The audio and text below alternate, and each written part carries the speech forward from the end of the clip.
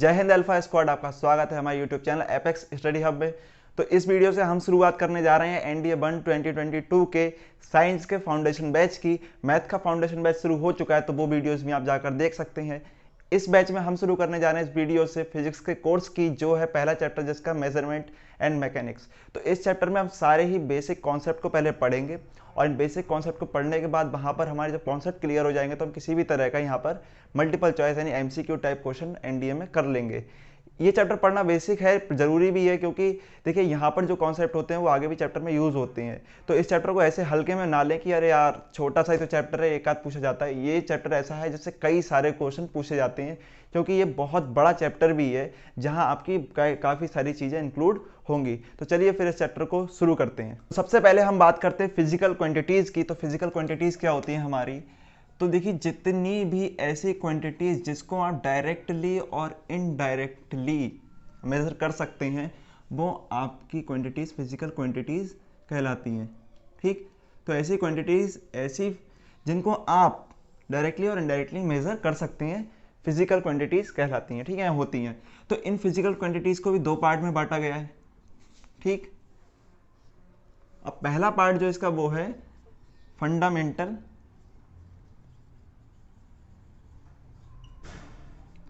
Quantities.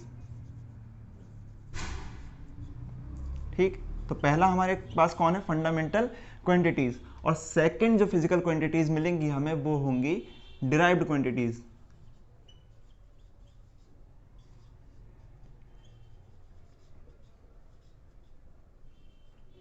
ठीक, तो यहां पर सबसे पहले हमने देखा फंडामेंटल क्वांटिटीज और डिराइव्ड क्वांटिटीज। आपने पहले भी पढ़ी होंगी, लेकिन हम दोबारा एक बार देख लेते हैं कि फिजिकल क्वांटिटीज समझ में आ गई कि जितनी भी हम जो क्वांटिटीज आप फिजिक्स में आपने पढ़ी हैं, चाहे आप स्पीड हो, वेलोसिटी हो, या आपका एक्सेलरेशन हो, टेम्परेचर हो, ये सभी क्या है? फिजिकल क्वांटिटीज़ हैं, क्योंकि आप इनको मेज़र कर सकते हैं, चाहे डायरेक्टली करें या इनडायरेक्टली करें।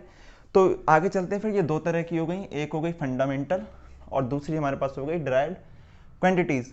तो यहाँ फंडामेंटल क्वांटिटीज़ क्या होती हैं वो समझते हैं। तो फंडामेंटल क्वांटिटीज़ वो होती हैं जो किसी से बनाई नहीं गई हैं, अपने आप में खुद हैं।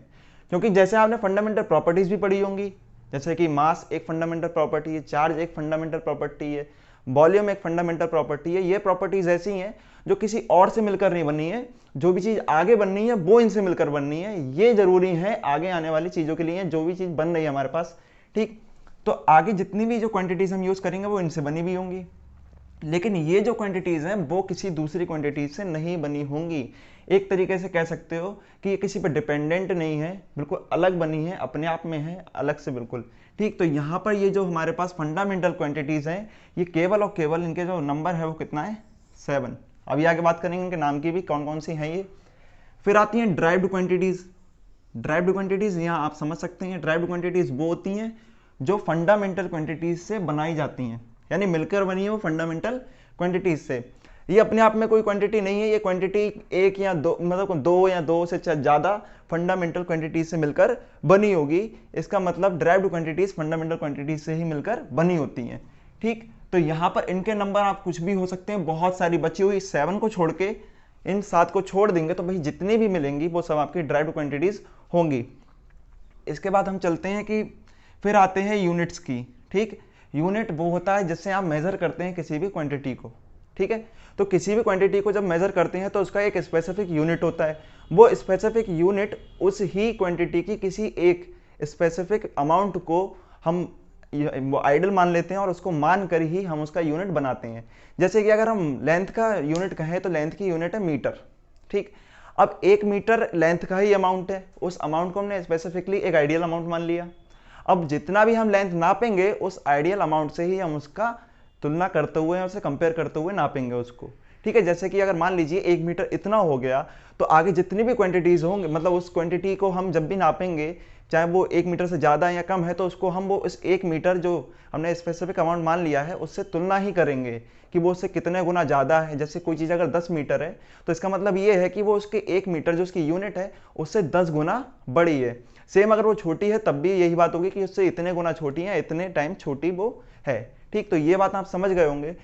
तो चलिए फंडामेंटल क्वांटिटीज़ की बात कर लें। ये तो केवल 7 होती है, इनको याद रखना बड़ा आसान है, और जब आप जिसने ये याद कर लिया उसको अपने आप ये याद हो जाएंगे। कैसे? ये पता चल गई। इसके अलावा जितनी भी होंगी वो ड्राइव्ड क्वांटिटीज़ होंगी। तो चलिए इसको पहले लिखते हैं। तो हमारे पास कितनी है 7, तो पहला हमारे पास मास, फिर हमारे पास क्या है लेंथ, ठीक है, हमारे पास टाइम है, टेम्परेचर,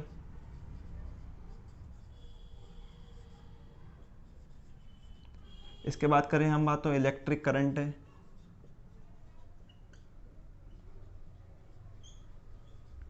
ठीक, अमाउंट ऑफ सब्सटेंस,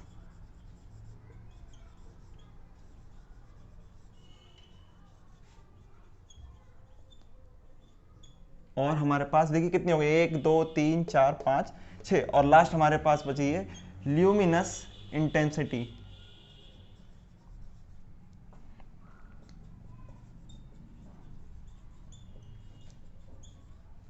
हिंदी में अगर इनके नाम की बात करें तो ये हो गया हमारे पास द्रव्यमान, और ये हमारे पास हो गई लंबाई, टाइम समय आप समझ गए होंगे, टेम्परेचर यानी ताप, इलेक्ट्रिक करंट यानी विद्युत धारा, अमाउंट ऑफ सब्सटेंस यानी पदार्थ की मात्रा, ठीक, और ल्यूमिनस इंटेंसिटी का मतलब होता है ज्योति तीव्रता। तो ये हमारी कौन है, ये सभी हमारी फंडामेंटल क्वांटिटीज हैं। तो ये कौन हो गई, ये बहुत सारी हैं, जैसे कि अगर हम बात करें स्पीड, एक ये क्वांटिटी कौन सी हो गई, ड्राइव्ड क्वांटिटी हो गई। यहीं अगर हम बात करें जैसे एरिया की बात करें तो एरिया एक ड्राइव्ड क्वांटिटी है, वॉल्यूम की बात करेंगे तो वो एक ड्राइव्ड क्वांटिटी है। यहीं अगर जैसे मैं आपको लिखता चलता हूँ कई सारे हमारे पास मिल जाएंगी। अगर हम फोर्स की बात करेंगे तो वो भी एक ड्राइव्ड क्वांटिटी है, ठीक।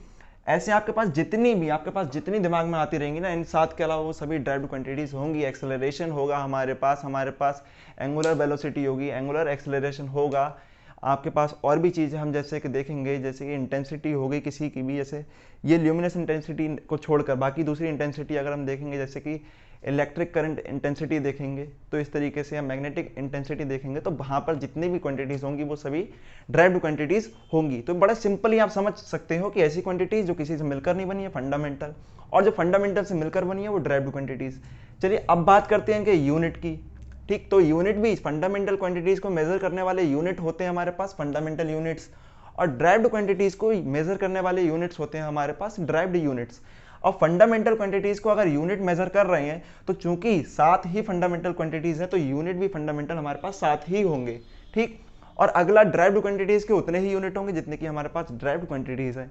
सेम जैसे कि ड्राइव्ड क्वांटिटीज़ फंडामेंटल क्वांटिटीज़ से मिलकर बनी है, यहाँ पर ड्राइव्ड यूनिट्स भी फंडामेंटल यूनिट से मिलकर ही बने होंगे। तो चलिए इनके मात्रकों की यानी यूनिट की हम बात कर लेते हैं। तो मास का हमारे पास कौन होता है, चलिए मैं इसको पहले रफ करता हूँ, फिर आगे रफ करने के बाद हम लिखते हैं। तो देखो फिर ये हमारे पास क्या लिखी हुई है, हमारे पास फंडामेंटल क्वांटिटीज हो गई, इनके यूनिट की बात कर लेते हैं, ठीक, आराम से चलते हैं देखते हैं। मास की हमारे पास यूनिट सबने सुनी होगी, वो क्या होती है, किलोग्राम, ठीक। तो मास की फंडामेंटल यूनिट कौन है, किलोग्राम। तो ग्राम, ठीक है, पाउंड, ये ऑन्स, ये चीज़ें जो इसकी फंडामेंटल यूनिट्स नहीं है, तो इसकी फंडामेंटल यूनिट केजी है। तो ये इससे क्वेश्चन बन सकता है, मल्टीपल चॉइस क्वेश्चन इससे आ जाते हैं। तो इसको ये मैं समझा रहे बड़ा बेसिक है, ये तो 9th में या हम 11th में पढ़ लेते हैं, बड़ा सिंपल है, लेकिन यहाँ से भी क्वेश्चन बनते हैं। लेंथ की अगर हम यूनिट की बात करें तो हमारे पास क्या होती है, वो होती है मीटर। और यहाँ अगर टाइम की बात करें तो टाइम की हमारे पास होती है सेकेंड। सेम इलेक्ट्रिक करंट की अगर हम बात करें तो इलेक्ट्रिक करंट के पास हमारे पास होती है एम्पियर। और टेम्परेचर की बात करेंगे तो हमारे पास होती है केल्विन। तो जितने भी बच्चे अभी तक सोच के बैठे थे कि टेम्परेचर की तो डिग्री सेल्सियस होती है, तो वो ध्यान रखना केल्विन होती है, क्योंकि ज़्यादातर हम डिग्री सेल्सियस पर जनरली हम मेजर करते हैं तो दिमाग में वही रहती है कि हाँ डिग्री सेल्सियस होगा। तो कई बार क्या होता है कि यहाँ गड़बड़ हो जाती है, और ऑप्शन मान लीजिए ऐसे दिए जाते हैं कि टेम्परेचर का फंडामेंटल यूनिट पूछा है तो ऑप्शन आपके पास होंगे, केल्विन भी ऑप्शन आपके पास होगा, फ़ारेनहाइट होगा, सेल्सियस होगा, रेनकाइन होगा। आप जाके सीधे की सेल्सियस पर ज़्यादातर बच्चे जाके लगा देंगे क्योंकि सुना ही वही होता है, या कई सारे ऐसे भी होंगे जो फ़ारेनहाइट पर लगा देंगे, ठीक है। तो अमाउंट ऑफ सब्सटेंस की अगर आप बात करें तो वो होती है मोल, तो इसको मोल में मेजर करते हैं। और इसकी ल्यूमिनस इंटेंसिटी की बात करें तो वो होती है कैंडेला, ठीक। तो ये हमारे पास फंडामेंटल यूनिट्स हो गए। और फिर हम बात करते हैं ड्राइव्ड यूनिट्स की। तो ड्राइव्ड यूनिट्स इसी से मिलकर बनी होती हैं। जैसे कि अगर हम बात करें तो मैं सबसे पहले आपको एक सिंपल एग्जांपल दिखाता हूँ। एरिया हमारे पास एक ड्राइव्ड यूनिट क्वांटिटी है, इसकी जो यूनिट होगी वो क्या होगी, इसकी यूनिट होती है m स्क्वायर, यानी मीटर का स्क्वायर, सी मीटर स्क्वायर। अब यहाँ अगर आप मीटर स्क्वायर देखें तो वो मीटर स्क्वायर इस मीटर से बना हुआ है, ठीक है। और सेम अगर आप एरिया की बात करें तो एरिया लेंथ से बना हुआ है, ठीक। एरिया जो है वो दो लेंथ को मेजर करके बनता है, एक लंबाई और एक चौड़ाई, ठीक है। सेम अगर हम यहाँ बात करेंगे तो एक लंबाई की यूनिट एम मीटर, दूसरी भी लेंथ है यानी चौड़ाई भी एक लेंथ है तो उसकी भी यूनिट मीटर हो जाएगी, तो उससे मिलकर बन गई इसकी ड्राइव्ड यूनिट। इसी तरीके से आप फोर्स की बात करेंगे तो फोर्स में आपको मिलेगा, तो फोर्स में बात करें तो फोर्स की जो यूनिट होती है वो होती है kg मीटर पर सेकंड स्क्वायर, ठीक। उससे पहले चलिए मैं आपको बताता हूँ एक्सेलरेशन की जो यूनिट होती है, एक्सेलरेशन की यूनिट होती है मीटर पर सेकंड स्क्वायर, ठीक। और एक्सेलरेशन की जो यूनिट है वो किससे मिलकर बनी है, एक्सेलरेशन का अगर फॉर्मूले पे जाएं तो अब वो फॉर्मूला होता है delta we upon delta T, समझ रहे होंगे। डेल्टा वी क्या है, ये भी एक ड्राइव्ड यूनिट, ड्राइव्ड क्वांटिटी ही है। ये क्वांटिटी मिलकर बनी है आपकी लेंथ से और आपके टाइम से, ठीक है। लेंथ और टाइम से मिलकर बनी है, वहाँ आप इसको डिस्टेंस और डिस्प्लेसमेंट बोल सकते हैं, लेकिन डिस्टेंस या डिस्प्लेसमेंट एक लेंथ ही होती है। सेम वहाँ पर टाइम और नीचे भी टाइम है, तो ये क्या है, एक ड्राइव क्वांटिटी हो गई। सेम हर क्वांटिटी का हम यहाँ पर यूनिट लगाएंगे तो वहाँ से हमारे लिए जो यूनिट ओवरऑल यूनिट मिलेगी वो ड्राइव्ड यूनिट होगी, जो हमारी ड्राइव्ड क्वांटिटी की होगी, ठीक। सेम फोर्स की बात कर रहे थे हम, तो फोर्स का फॉर्मूला होता है F = ma। यहाँ पर m उसका क्या है, मास, और ये है एक्सेलरेशन। तो एक्सेलरेशन का हम समझ चुके हैं कैसे निकला, m का हमने kg लगा दिया, मास का क्या होता है kg। तो देखिए यहाँ पर ये दो से मिलकर बना है, ठीक है। यहाँ पर ध्यान से देखें तो आप यहाँ पर ये मास भी हमारा क्या है, फंडामेंटल क्वांटिटी है। एक्सेलरेशन के अंदर जाओगे तो एक्सेलरेशन लेंथ से मिलकर बना है और टाइम से मिलकर बना है, वो भी हमारी फंडामेंटल क्वांटिटीज ही हैं। तो इन सभी के अगर आप यूनिट्स लगाओगे तो एक यूनिट मिलेगी आपको ओवरऑल, जो उस ड्राइव्ड क्वांटिटी की यूनिट होगी, ठीक। तो उसे ड्राइव्ड यूनिट बोलेंगे, जो कि फंडामेंटल यूनिट से मिलकर बनी होगी। तो यहाँ आप समझ में आ गया होगा कि 7 हमारे पास फंडामेंटल क्वांटिटीज है, 7 हमारे पास फंडामेंटल यूनिट्स हैं, और ड्राइव्ड क्वांटिटीज हमारे पास बहुत सारी हैं, जितनी इसके अलावा बची रह जाएं ड्राइव्ड क्वांटिटीज या ड्राइव्ड यूनिट्स होंगी। इसके बाद हम बात करेंगे सप्लीमेंट्री क्वांटिटीज और सप्लीमेंट्री यूनिट की। इन 7 के अलावा 2 ऐसी क्वांटिटीज होती हैं जिसे हम बोलते हैं सप्लीमेंट्री यूनिट। तो चलिए इसको रब करते हैं, उसके बाद हम देखते हैं आगे। चलिए तो फिर सप्लीमेंट्री क्वांटिटीज़ की बात कर लेते हैं। ये 2 होती हैं, बिल्कुल ध्यान रखना, फंडामेंटल 7, सप्लीमेंट्री 2, ड्राइव्ड का बची खुची सब ड्राइव्ड, ठीक है। तो 2 क्वांटिटीज़ है तो 2 यूनिट होंगे, इसके यूनिट को भी सप्लीमेंट्री यूनिट बोलते हैं। तो पहले हम समझ लेते हैं कि कौन सी है हमारे पास, आपने पढ़ी भी होगी, इसको हम बोलते हैं पहले प्लेन एंगल, ठीक, प्लेन एंगल। और कई बार केवल एंगल भी लिखा हुआ होता है, तब भी समझ जाना कि वो यही है। दूसरा हमारे पास जो क्वांटिटी है उसको हम बोलते हैं सॉलिड एंगल। अभी इनमें दोनों में आपको मैं अंतर भी समझा दूंगा ताकि आपको एक क्लियर रहे, एक ओवरव्यू मिल जाए कि हाँ होता क्या, दिमाग में घुस जाना चाहिए, ऐसा नहीं कि रट्टा मार के चले गए, ठीक है। तो देखिए प्लेन एंगल क्या होता है, ये सिंपल आप प्लेन देख रहे हैं। प्लेन क्या होता है, जो 2 एक्सिस पर होता है, ठीक है। यहाँ पर 2D होता है हमारा प्लेन, कैसा होता है 2D, 2 डायमेंशनल होता है। तो 2 डायमेंशनल अगर हमारे पास कोई एंगल होगा तो हम उसको बोलते हैं प्लेन एंगल। जैसे इस प्लेन में कोई भी 2 लाइन के बीच में बनेगा एंगल, उसे हम बोलेंगे प्लेन एंगल। तो ये हमारा थीटा क्या होगा, एक प्लेन एंगल। ये क्या हो गया, प्लेन एंगल, ठीक है। तो इस तरीके से आपने जितने भी अभी तक फिगर पढ़े होंगे जो 2D में आते हैं वो सभी प्लेन एंगल होते हैं। सेम अगर आप एक इसको आसानी समझने के लिए 2 चीज़ों में अंतर बताते हैं, एक वृत्त ले लेते हैं यानी एक सर्किल ले लेते हैं, और सर्किल के किसी भी एक उससे के हिस्से से उसके सेंटर पे जो एंगल बनेगा, किसकी बात कर रहे हैं अभी, सर्किल की, ठीक है।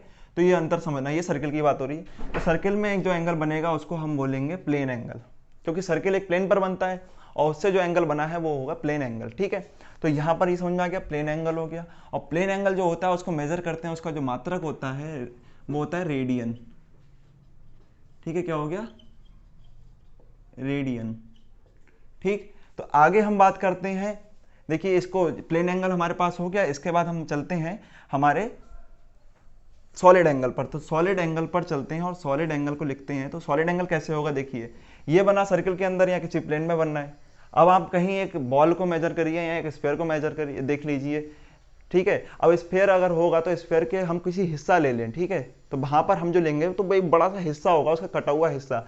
जैसे कि मान लीजिए हमारे पास एक गोला है, ठीक है। इस गोले का एक पार्ट है, उस पार्ट में जितने हिस्से, हर पॉइंट को आप कहाँ मिलाते जाएंगे, उसके सेंटर पे, ठीक है। तो सब हिस्से मिलकर जो सेंटर पे एंगल बनाएंगे उसको हम बोलेंगे सॉलिड एंगल। यहाँ पे उसमें थोड़ा सा अंतर हो जाता है, कैसे, देखिए चलिए। अब मान लेते हैं ये हमारे पास क्या है, एक स्फीयर है, ठीक। और इस स्फीयर का हमने इतना पार्ट हमने ले लिया है, ठीक है। स्फीयर का कोई पार्ट जो होगा वो इस तरीके से दिखाई देगा। अब इसके इस पॉइंट से इस तरीके से अगर हम इसको देखें तो यहाँ वाले पॉइंट से, इस पॉइंट से, और इस तरीके से करते हुए अगर हम पीछे के पॉइंट से आएंगे, यहाँ के पॉइंट से लेंगे, ठीक है, तो इस तरीके से यहाँ पर जो एंगल बनेगा इसको हम बोलते हैं सॉलिड एंगल। और इसका जो मात्रक होता है, इसका जो यूनिट होता है वो होता है स्टेरेडियन। ठीक, तो इसकी जो यूनिट होती है वो क्या होती है, स्टेरेडियन होती है। चलिए आगे हम बात करते हैं, स्टेरेडियन की हम बात कर चुके हैं। तो चलिए अब हम बात करने जा रहे हैं यूनिट सिस्टम की। ये आपने पढ़े भी होंगे, लेकिन दोबारा देखते हैं हम यूनिट सिस्टम हमारे पास कितने हैं। देखिए यूनिट सिस्टम हमारे पास बेसिकली हमारे पास हैं 4 यूनिट सिस्टम, ठीक है, जिनमें से 2 यूनिट सिस्टम तो एक ही है, एक वो उसका एक बड़ा रूप है, एक बड़ी फॉर्म में है। तो सबसे पहले हम बात करते हैं एक यूनिट सिस्टम, वो है CGS। ठीक, अगला जो यूनिट सिस्टम हमारे पास है वो FPS, और इसके बाद आने वाला यूनिट सिस्टम हम ले लेते हैं MKS, और इसके बाद है SI। ठीक, चलिए इनकी बात कर लेते हैं क्या क्या है फिर ये। देखिए यहाँ पे जो शुरुआती आई तुम्हें तीनों जो यूनिट सिस्टम दिख रहे हैं आप लोगों को, वो तीनों यूनिट सिस्टम केवल और केवल 3 क्वांटिटीज़ को लेकर बनाए गए। अब वो 3 क्वांटिटीज़ थी क्या, वो 3 क्वांटिटीज़ थी आपकी लेंथ, मास और टाइम। ठीक है, तो सबसे पहले यहाँ पर जो सेंटीमीटर है वो किसका है, लेंथ का है। ठीक है, यानी ऐसा यूनिट सिस्टम जिसमें लेंथ को हम नापते किसमें, सेंटीमीटर में। ठीक, और जो हमारे पास मास है उसको हम नापते हैं ग्राम में, और जो हमारे पास टाइम है उसको हम मेज़र करते हैं सेकंड में। तो इस सिस्टम को हम बोलते हैं CGS। ठीक है, ये वाला क्रम सभी में रहेगा। तो लेंथ को इसमें किस में मेजर कर रहे हैं, सेंटीमीटर में, मास को ग्राम में, टाइम को सेकंड में। सेम यहाँ चलते हैं, इसमें करते हैं हम लेंथ को पाउंड में।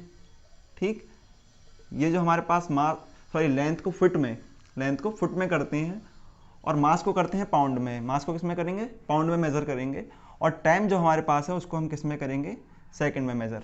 तो टाइम का सेम है यहाँ पर, टाइम इसमें भी सेकंड में मेजर करते हैं, टाइम इसमें भी सेकंड में मेजर करते हैं। ठीक, तो लेंथ और मास का यहाँ पर चेंज हो गया। यहाँ बात करते हैं तो यहाँ पर जो हमारे पास देखिए लेंथ का है, तो लेंथ को हम मेजर करते हैं यहाँ पर मीटर में, और यहाँ फिर हम बात करते हैं मास की, तो मास को मेजर करा जाता है इसमें किलोग्राम में।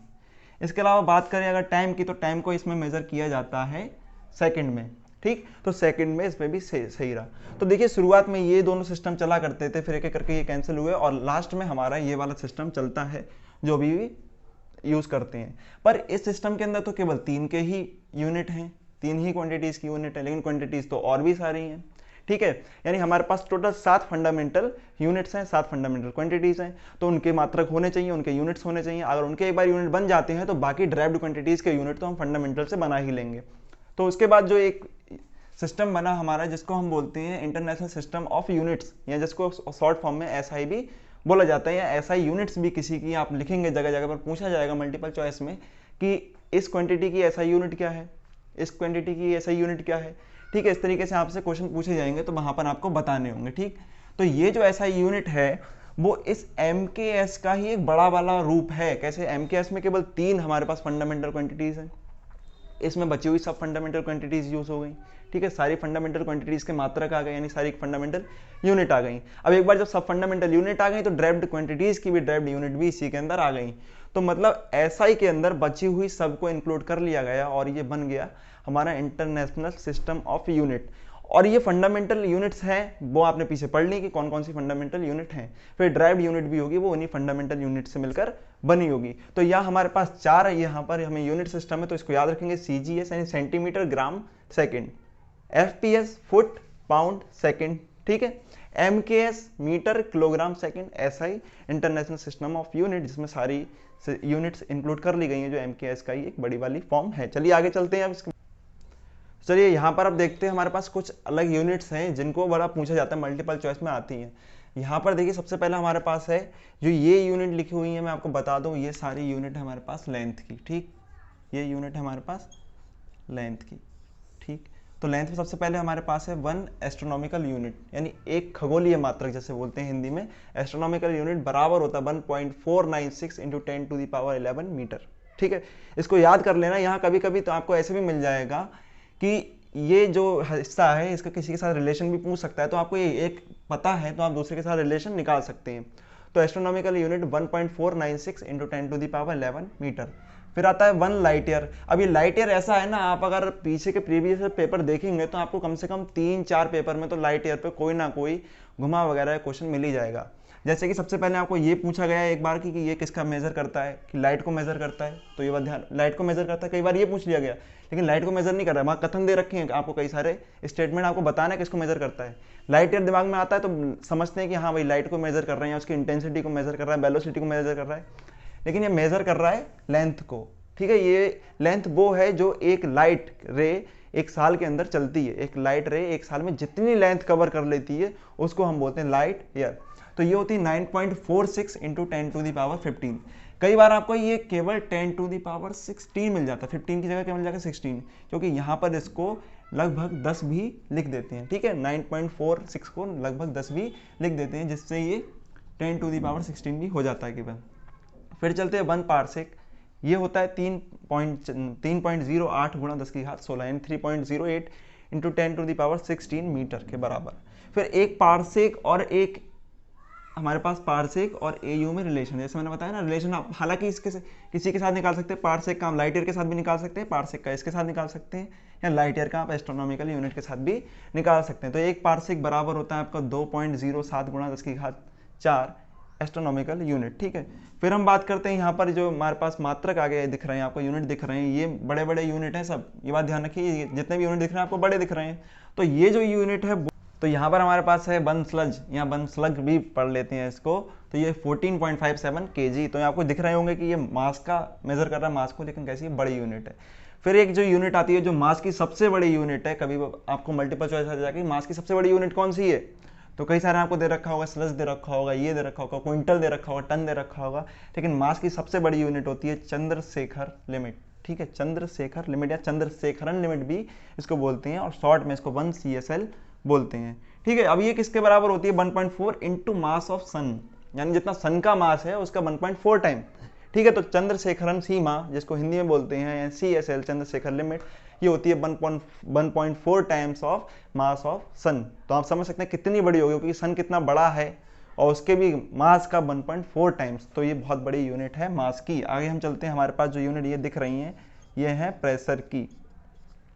तो ये प्रेशर की यूनिट है, यहाँ पर सबसे पहले हमारे पास 1 बार, और 1 bar is equal to 1 ATM pressure. 1 ATM pressure का मतलब वो वाला ATM नहीं जहाँ से आप पैसा निकाल रहे हैं, ये ATM अलग है, ये ATM है एटमॉस्फेरिक प्रेशर।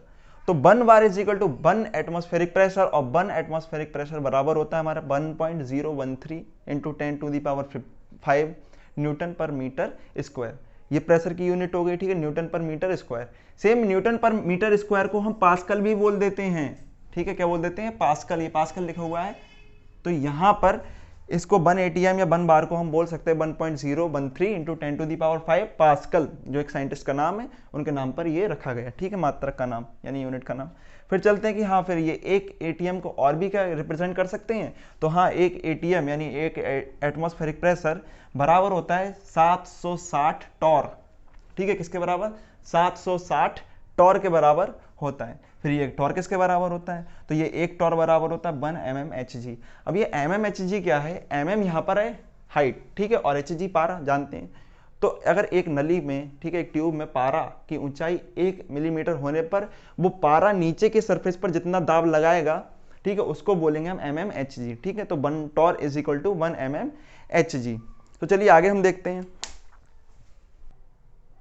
तो अल्फा स्क्वायर्ड इस वीडियो में बस इतना ही, फिर अगली वीडियो में हम मिलेंगे और वहाँ बात करेंगे हम डायमेंशनल फार्मूलाज की और भी कई सारी चीज़ों की बात करेंगे, साथ ही डायमेंशनल इक्वेशन कैसे निकालते हैं, क्योंकि उस पर बेस्ड कई सारे क्वेश्चन आपसे पूछे जाते हैं और आ भी चुके हैं। तो चलिए तब तक के लिए इतना ही, और इस वीडियो को अच्छी लगा हो तो इसको लाइक कर लो और सब्सक्राइब कर लो चैनल को अगर आप नए हैं चैनल पर। और साथ ही ध्यान रखना कि जो हमारे पास आने वाली वीडियोज़ हैं उनके साइज थोड़े से बढ़ जाएंगे, उनका टाइमिंग बढ़ जाएगी। ये वीडियो थोड़ी छोटी है क्योंकि शुरुआत है, ठीक, तो अगले आने वाले 10 से 15 दिन में हम वीडियो की लेंथ भी बढ़ा देंगे। और आपका अगर कोई सजेशन है, कोई क्वेश्चन है तो उसे कमेंट बॉक्स में जरूर दें। और तब तक के लिए यहाँ तक वीडियो को देखने का बहुत बहुत धन्यवाद।